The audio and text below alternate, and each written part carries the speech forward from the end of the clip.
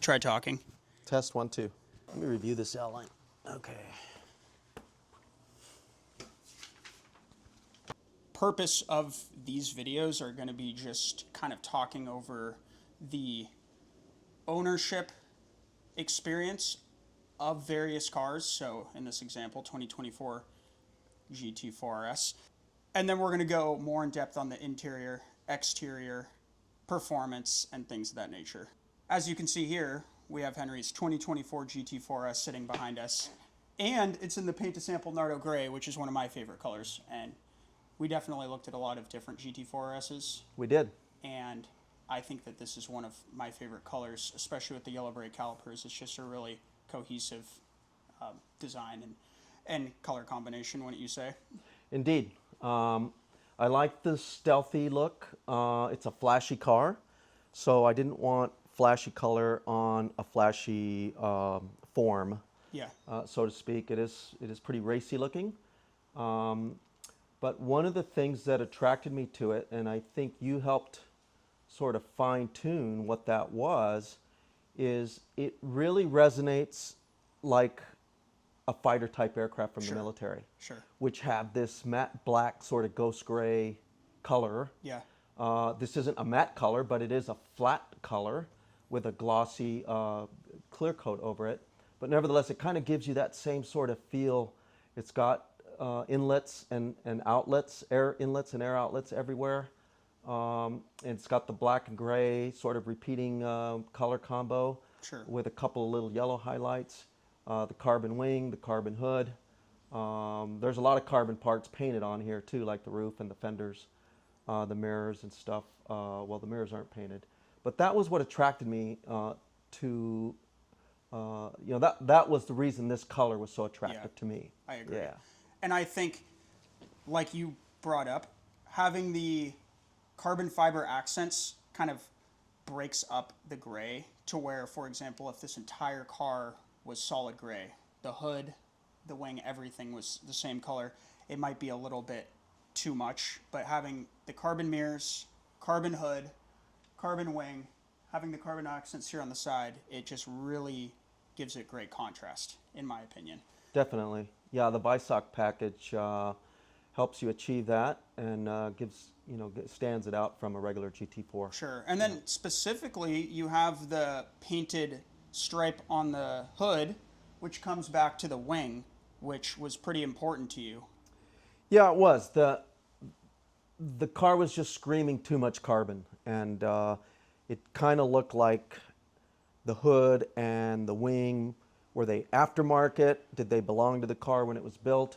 And painting those stripes made it look like they belonged to the car from original. Yeah, so made it a cohesive overall look. Sure. So how long have you had the car now at this point? Less than a month. Got it in early April, so yeah, a couple weeks. And have you enjoyed it so far, or what would you say ownership experience so far has been like? Even though it's only been a short amount of time, what would you have to say overall experience has been? Yeah, without a doubt. It's a good complement to the other cars I have. I wanted something more aggressive. It's pleasant to look at in the garage, so I get just as much enjoyment looking at it, learning about it, cleaning it, and having the lift helps me inspect and clean the underside. So yeah, it's been really enjoyable. Glad to say there's no buyer's remorse with this purchase. Yeah, I would definitely say that. I mean, if I own this car, I would definitely have no buyer's remorse. It's beautiful. The performance is there. It's a very unique car. I've never seen a GT4 RS other than this one for the most part until actually about a week after you bought the car. Funny enough, I saw one, which was an interesting coincidence. But aside from that, it's a very unique car. Again, you don't see them very often, especially the new 2022 and later version with the flat 6 4-liter GT3 motor in it. And I think having that in this car just makes it pretty much one of my favorite Porsches. It has just so many good characteristics about it. The old GT4S without the 4.0 GT3 motor, I think you're kind of missing out a little bit, wouldn't you say so? That 9,000 RPM red line. Definitely. That made this car a must-have for me. Yeah. Definitely. Yeah, although the motor is detuned or perhaps produces slightly less horsepower than the GT3 and the 911s, the GT3 motor in the 911s, or the flat six naturally aspirated motor in the 911s. It it's still right there. 493 horsepower versus whatever the other one is, It's like 510. 510, I think. Yeah, Yeah. 510, but from on a percentage basis, it's very, very small. The cars weigh about the same. That is this car and the GT3 RS. It's my understanding they weigh about the same, about 3,250 pounds. Yeah. That's what this curb weight, what is it, 3227, something in that range. Something like that. Okay. Yeah.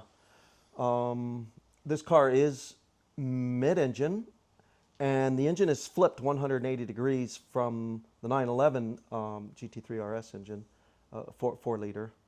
And it's slightly higher center of gravity, but the boxer engine or the flat six engine is a low CG engine anyway. So having it mid-engine mounted slightly higher, I think there's some trade-offs. Yeah. It's slightly higher, but it's also mid-engine, so that gives you some advantages on performing. This car will, on the straights, is published to go 196 miles an hour, whereas the GT3 is, I think, 184-ish. But on the track, this would have trouble keeping up with the GT3 Sure. because it doesn't have it doesn't generate the same downward forces that Sure. the bigger wing and the other aerodynamic components of the 911. So it's going to fall behind in a track setting with Sure. lots of turns. For everyday driving, I think that this has a really good mix of, can you take it on the track and have a really good time? Of course, it is a very track capable weapon. Can you also drive it on the road and just go through some gears and really enjoy it? I would say also as well. It's not necessarily a impractical car, would you say? No, it's not impractical. You're just going to definitely have some limitations on where you can take it and where you can't because of the Definitely. low clearance. But we drove it back from San Diego, no problem. Yeah. The driveway here is relatively flat. You have to be a little careful, come up at an angle, but we can get it up on the lift, no problem. So definitely, depending on where you live, I would say it's practical to drive. Yeah. For sure. And then surprisingly, good trunk space. So you can actually put, some bags if you went to the grocery store in a GT4 RS, if this is your grocery getter. Also, another thing, the comfort inside, surprisingly, on that drive back from San Diego was about 2 hours. And you and I did not find those seats to be uncomfortable whatsoever. But from an initial look at those seats, I would have guessed that they were going to be pretty uncomfortable. They have extremely aggressive side bolstering, and getting in and out of them is a little bit more involved than the average car. But once you're in them, they actually have good comfort.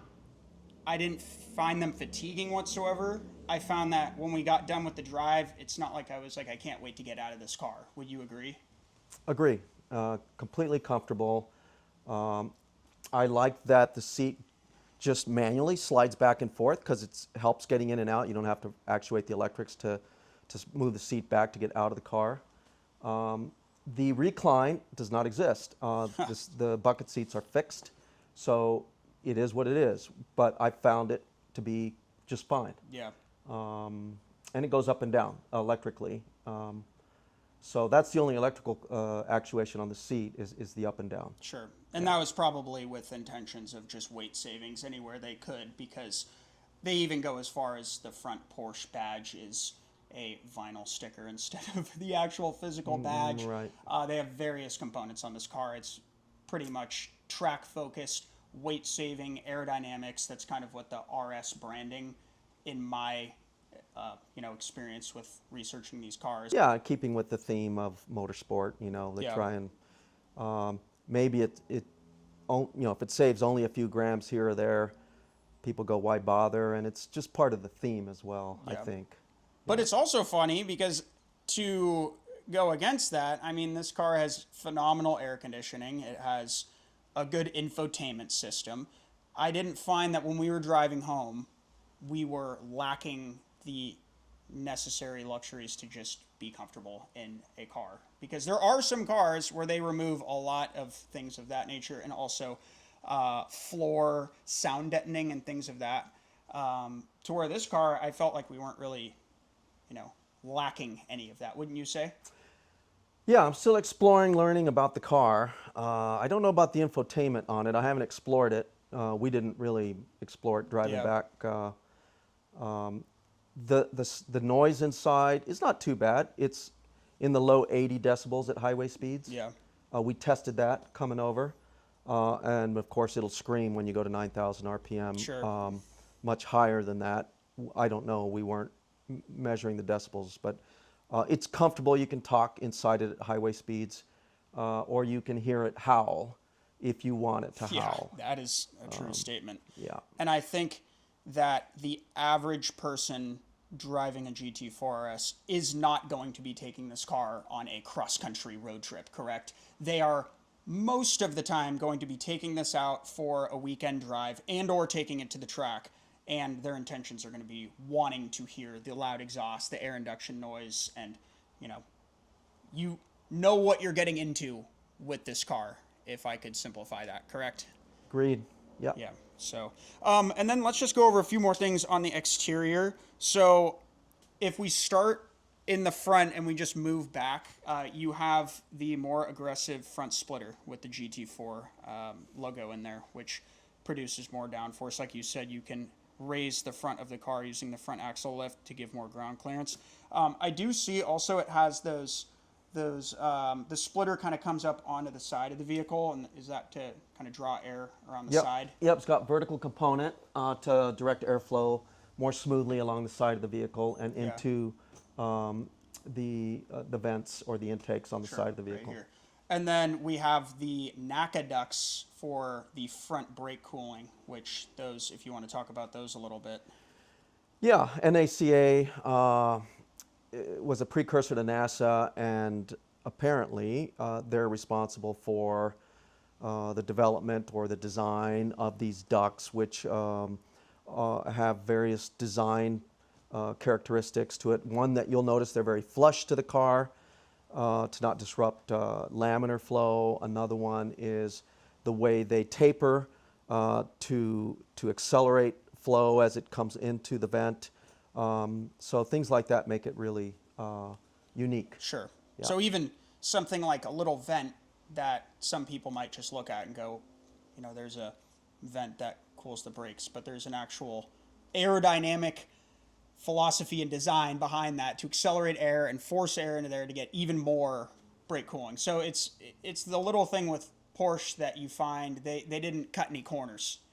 When it comes to anything on this car or any RS variant, GT3 RS, GT2 RS, they have really refined all of these design elements. Every inlet has a purpose, and they're optimized aerodynamically to achieve the objective. Yeah, there's no fake vents on this car. There's No. For the looks only. And then you have the air extracting vents right here on the front fenders, which look really good. Yep, and those will be to depressurize the wheel well. And then you've got this design here to help laminar flow along the side of the vehicle as well. These huge air intakes right here in carbon fiber look fantastic. Those ram air intakes right behind your head, from the moment that we started driving this car, you gave it maybe 1/8 throttle, and it just put an immediate smile to our face, because you just hear this unusual sound, the air intake right behind your head. And we have driven plenty of cars, and I have never had even close to an experience like that. It is crazy how much air induction noise that produces, wouldn't you say? Absolutely, definitely tickles all the senses, and in that case, you can hear it and you can feel the vibration or the resonance Yeah. of that intake, and it's definitely pleasing sound as you accelerate for sure. Yeah, and it's just a cool look. I mean, you have literally no windows in the back. You just have an air intake right there, which is fantastic. And when you open up the trunk and you're able to see that the carbon continues and goes into the engine, It's just a really fantastic look. And then coming even further back, the diffuser, we already lifted up the car and we talked about the undercarriage and the strakes and all of the aerodynamic principles underneath there. But then you have that carbon wing, which just looks really fantastic. One thing that I like is the GT4 RS is on the side of the plates, which I think is just a cool touch. Yeah, it's subdued, but it's there, and there is a lot of branding around the car, but I like it. Yeah. And in many places it's subdued, and in a couple of places it screams at you, but that's Sure. fine. I like it. You know, one of the things I really liked about this car is, okay, most people are gonna have to have that 911 first. Yeah. But the reason I really liked this car is the scale, the size. And yeah, it's only a couple of inches shorter than a 911.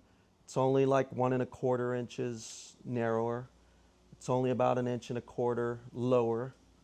But when you get inside it, it feels like the old sports cars did. Yeah. Much smaller.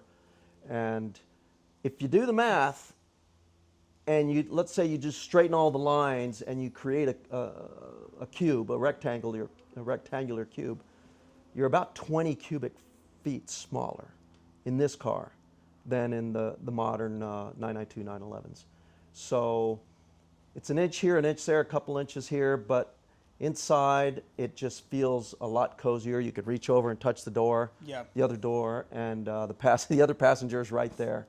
So it is great on the scale. It feels like an old style little sports car Sure. with all the modern accoutrements of Sure. today. Well, basically, new car designs are wider, longer, lower. I feel like that's a trend to kind of, just incrementally increase aerodynamic principles and downforce and things of that nature. But like you said, you brought up a really good point. Old Porsche vehicles were very small, they were very nimble, they were light, and it gave you a unique feel because when you're in the driver's seat driving the vehicle, you feel so in control because the car is smaller.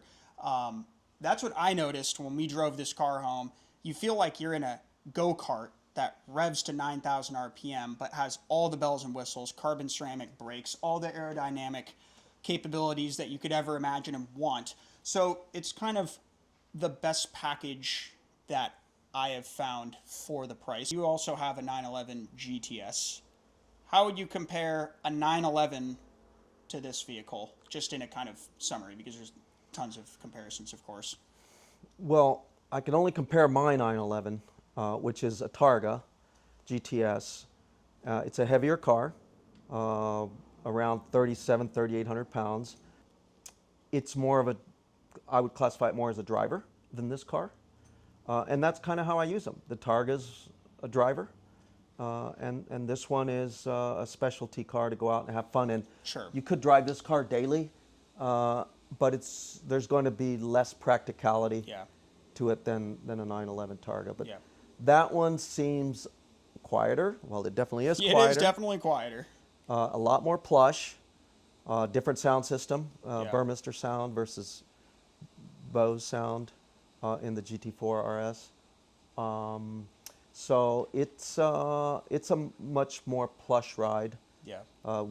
With a lot of excitement still, but nevertheless, very different vehicles. So they're complementary. Sure. And when you say driver, you mean just more of like a daily driver per se, the 911 compared to this? Yes. Okay. I mean, I don't have to worry about angles and scraping so much like I do in this car. Sure. Yeah. And then also the GTS has turbos in the engine. Correct. Whereas this is naturally aspirated. So Correct. I think that's a little difference there as well, which gives a really good sound in that GTS of yours. When you incrementally increase the RPMs, you get that turbo spool, and it sounds really good. That's correct. But this is just a raw, naturally aspirated engine, and it gives like a really unique, good experience. Because nowadays, displacement goes down, turbos go on, hybrid, all electric. I feel like things are just trending away from something like this, naturally aspirated, high revving engine.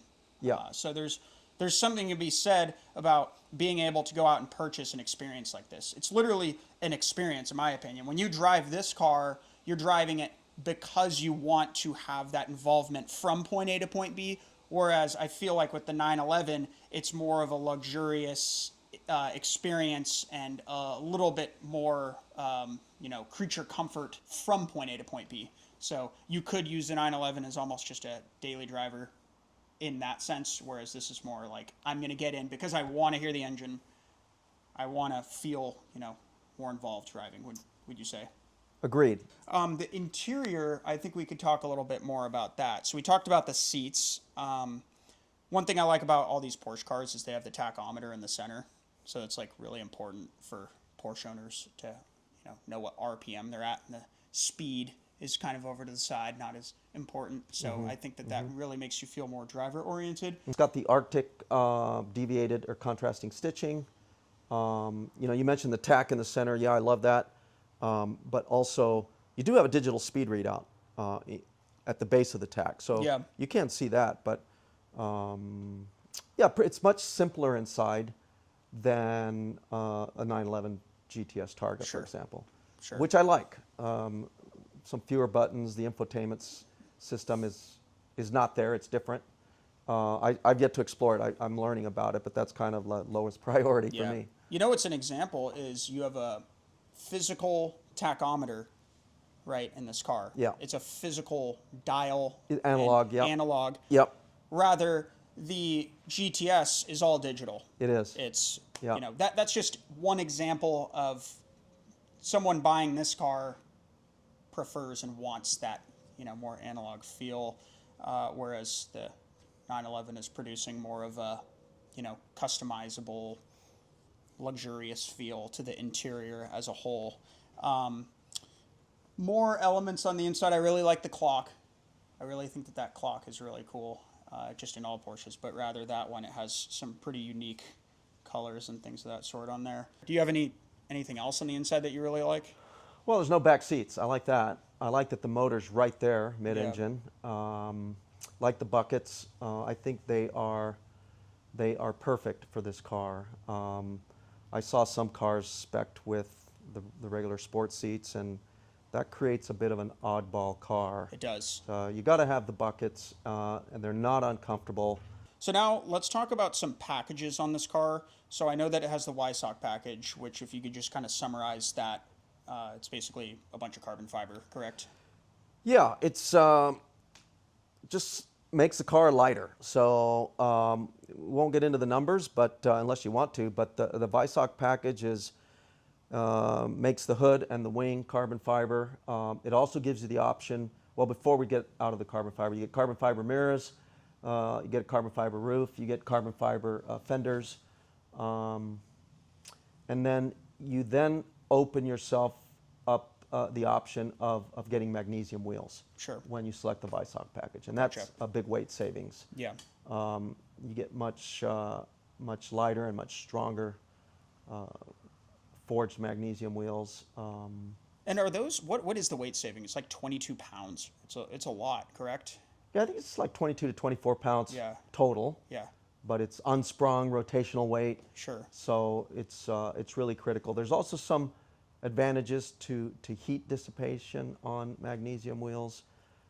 They are much stronger, but they do have one Achilles heel, is my understanding, is they can be brittle. So they may crack under an impact sooner than on a forged aluminum wheel. Sure. But don't quote me on that. Yeah. I like the center lock wheels too. So if you were taking this car to the track, just really efficient compared to having traditional lug nuts. So I think that that's something that's just a really race car oriented design aspect there.